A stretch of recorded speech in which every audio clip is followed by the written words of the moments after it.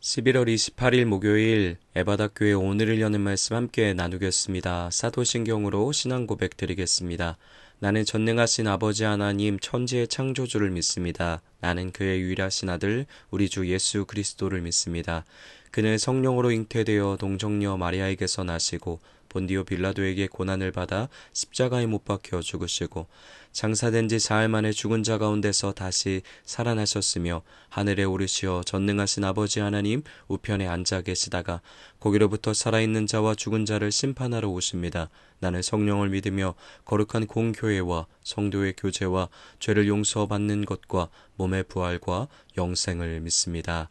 아멘. 오늘 하나님께서 우리 가운데 주신 말씀은 스바냐 3장 1절부터 7절까지 말씀입니다. 스바냐 3장 1절부터 7절까지 말씀입니다. 우리 다 찾으셨으면 우리 하나님의 말씀 함께 봉독하도록 하겠습니다.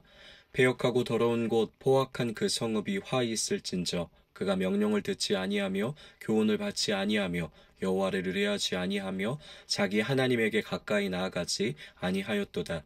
그 가운데 방백들은 부르짖는 사자요 그의 재판장들은 이튿날까지 남겨두는 것이 없는 저녁 일이요 그의 선지자들은 경솔하고 간사한 사람들이요 그의 제사장들은 성소를 더럽히고 율법을 범하였도다. 그 가운데 계시는 여호와는 의로우사 불의를 행하지 아니하시고 아침마다 빠짐없이 자기의 공의를 비추시거늘 불의한 자는 수치를 알지 못하는도다.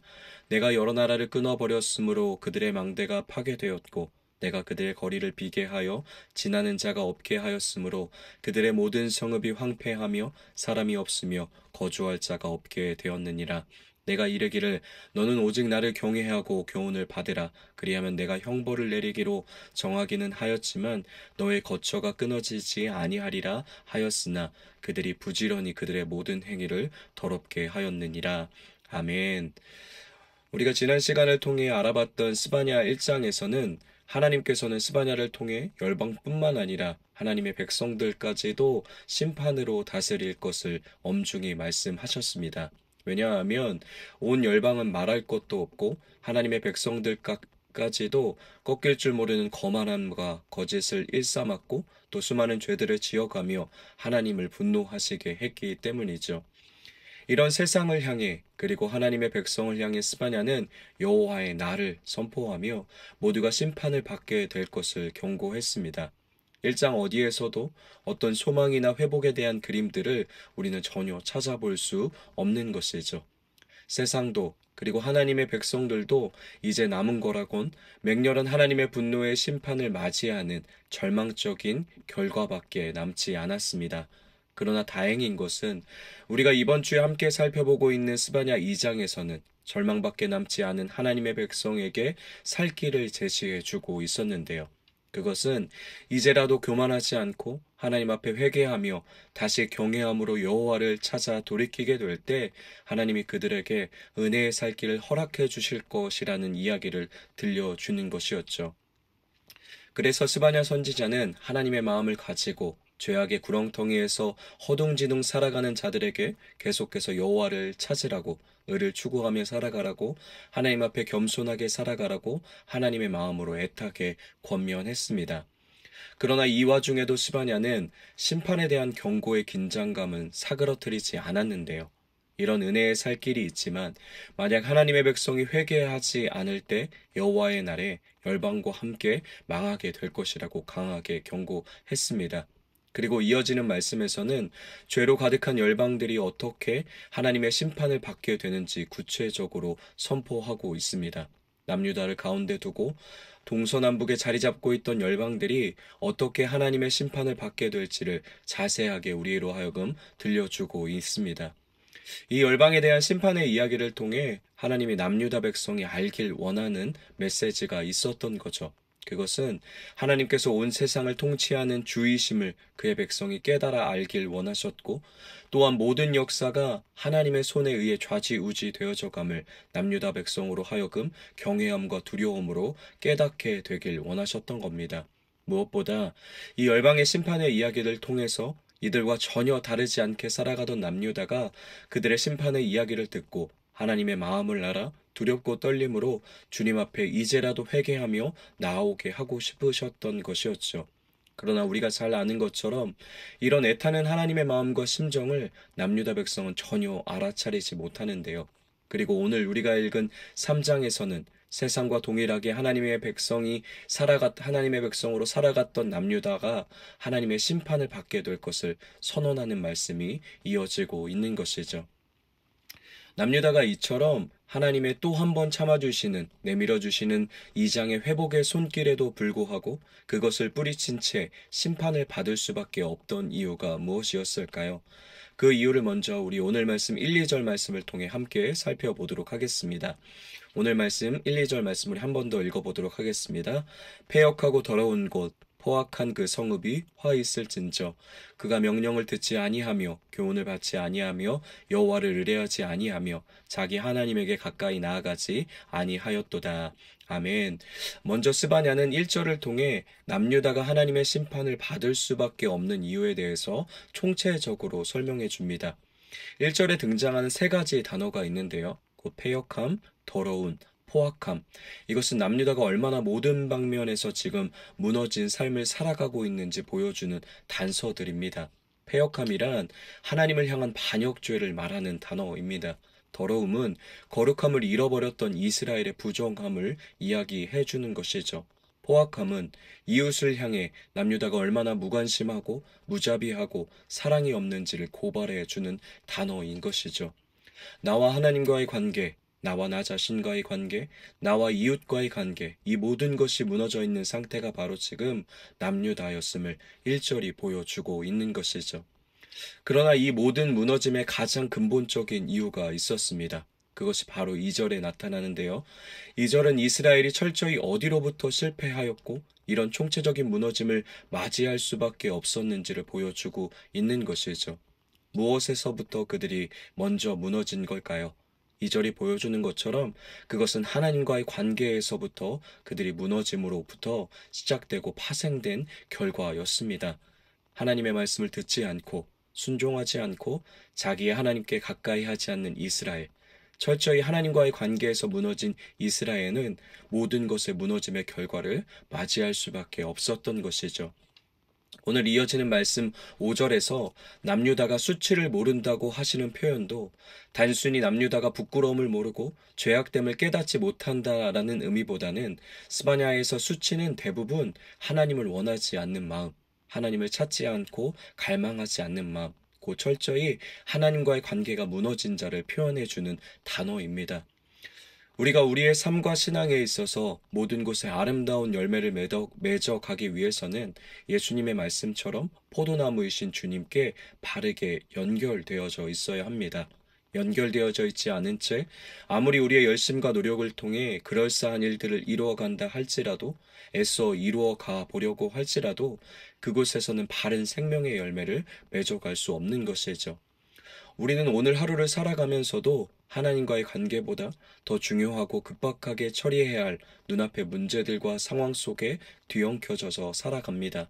그래서 우리는 때론 하나님과의 관계에 쏟아야 할 힘들을 빼버린 채 눈앞에 놓여있는 상황과 문제를 집중하며 그것을 처리하기에 급급해하며 살아갈 때가 있습니다. 그러나 우리는 스바냐 속의 남유다의 모습을 반면교사 삼아 기억해야 하는 것이죠. 우리의 신앙뿐만 아니라 우리의 삶 속에 가장 좋은 열매, 가장 선한 과실을 맺어갈 수 있는 길, 그것은 우리의 눈에 보이는 좋은 길이 아니라 하나님이 보시기에 좋은 길이겠죠. 그러한 하나님의 기쁨이 되는 열매를 맺어가기 위해서는 하나님과의 관계에서 바르게 연결되어져 있을 때만 가능한 것입니다. 지금 남유다는 그 원리를 망각한 채 그 생명의 길을 잃어버린 채 아둥바둥 살아가고 있었던 것이죠. 그로 인해 점점 더 그들의 죄와 어둠이 짙어져 가는데요. 그것이 이어지는 3절, 4절 말씀 속에서 보여주고 설명되어지고 있습니다. 우리 오늘 말씀 3절, 4절 말씀 다시 한번 읽어보도록 하겠습니다. 그 가운데 방백들은 부르짖는 사자요 그의 재판장들은 이튿날까지 남겨두는 것이 없는 저녁일이요 그의 선지자들은 경솔하고 간사한 사람들이요 그의 제사장들은 성소를 더럽히고 율법을 범하였도다. 아멘. 3절, 4절이 적나라하게 고발하고 있는 남유다의 모습은 이러했습니다. 하나님과의 관계가 무너진 남유다는 한없이 거만해져 갔고 갈수록 거짓으로 가득 차 갔습니다. 그로 인해 자연스럽게 하나님께서 자신들에게 맡겨주신 은혜의 일들, 그것이 생명으로 돌봐야 하는 백성들이든 아니면 예루살렘 성전이든 그것을 성실히 돌보고 거룩히 지켜내지 못한 채 방치하여 부패하고 더럽게 만들어 갔던 것이죠.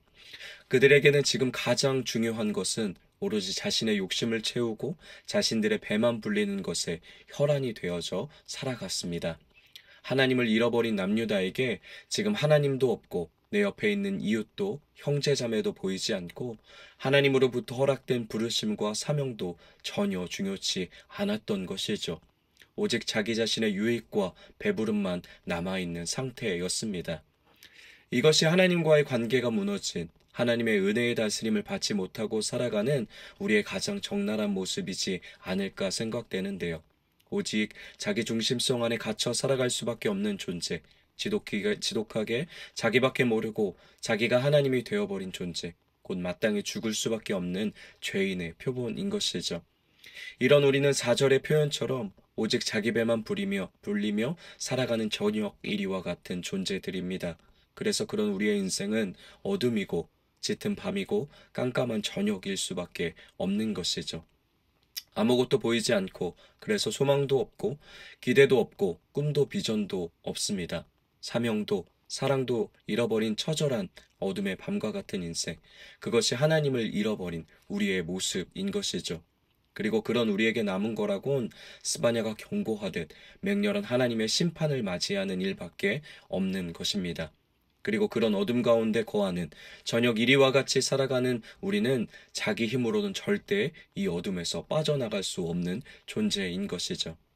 그러나 이런 절망뿐인 우리에게 하나님은 스바냐 선지자를 통해 다시 한번 사랑의 손을 세밀한 음성 가운데 말씀해 주고 계신데요.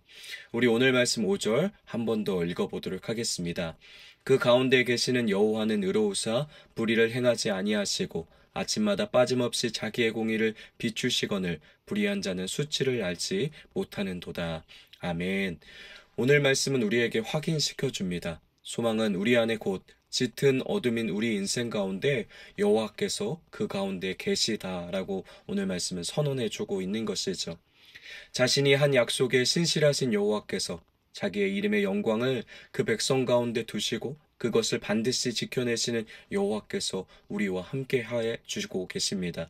포기치 않으시고 그냥 버려두지 않으시고 그냥 내치지 않으시고 원수 같은 우리이지만 용납하시기 위해 품어주시기 위해 사랑으로 인도해 주시기 위해 우리와 함께 해주고 계신 것이죠. 그런데 그분은 함께 하시며 이루어가는 은혜의 작업이 한 가지가 더 있는데요. 그것은 여호와로 말미암아 날마다 우리에게 새 아침을 열어주신다라는 것입니다. 우리의 인생은 어둠인데 오로지 자기밖에 모르고 오로지 자기 배만 불려가는 것에 급급하며 살아가는 저녁 이리와 같은 우리이지만 우리와 함께 하시는 하나님은 변치 않고 새 아침을 열어주시는 하나님이심을 오늘 말씀이 세밀한 가운데 우리 가운데 보여주고 있는 것이죠. 새 아침을 열어주시는 하나님은 또한 공의의 빛을 우리 가운데 비추시는 분이십니다. 저녁 이리와 같은 우리의 삶은 오직 지금 내 앞에 있는 상황과 환경밖에 못 보며 살아가는 좁은 인생들입니다. 그런 우리에게 새날을 열어주시는 하나님은 공의의 빛으로 주의 길을 나타내 보여주십니다. 하나님의 길이 무엇인지, 하나님의 뜻과 계획이 무엇인지, 내 환경과 상황보다 하나님의 나라가 얼마나 신실하고 온전하신지를 보게 하시기 위해 가르치시고 나타내 보여주시는 빛으로 임하여 주시는 것이죠. 그래서 죄로 인해 눈이 가려서 생명의 길을 잃어버린 우리가 하나님의 아버지 품을 다시 되찾을 수 있도록 돌이키시는 공의의 빛으로 우리 가운데 비추시며 인도해 주십니다.